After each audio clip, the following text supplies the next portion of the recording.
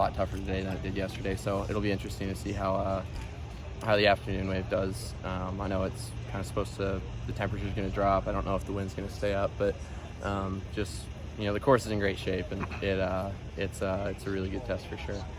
Are you consciously trying to stay below the hole every shot you hit, even short irons and wedges? Yeah, you kind of have to. It's like a strategic aggressive.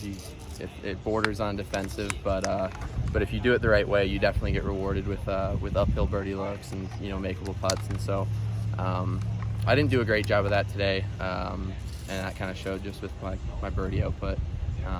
And so it was pretty sloppy for the majority of the round, and kind of just keyed in on a couple little feels and hit some better shots at the end of the round that I was able to take advantage of for sure.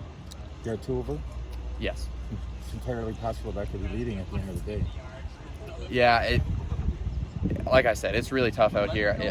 Cam played a great round of golf and shot under par today, but I don't see there being a ton of red numbers out there today. It's just the course is tough as it is, and with some wind up and the pins that WSGA was kind enough to give us, it was a lot of fun to challenge ourselves today. How many shots do you feel you picked up coming in when you do something like that?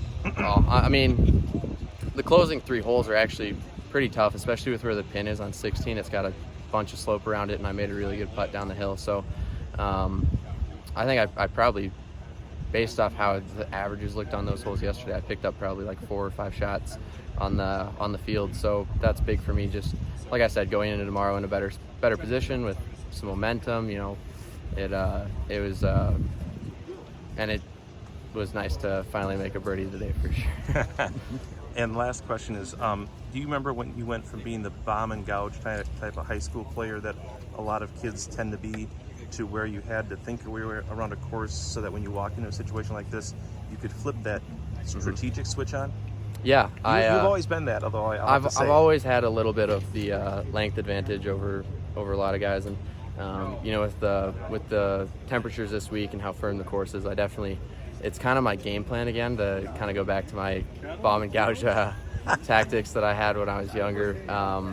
So I hit a lot of drivers out there these last 2 days, and I don't really think that's going to change too much, because I don't think the conditions are going to change a whole lot these next 2 days from what we saw these first 2 rounds. And so I think for the majority of these next 2 rounds, I'm going to kind of stick with taking advantage of my length, and I'm driving it pretty well right now, so I might as well just keep going with it. Sure.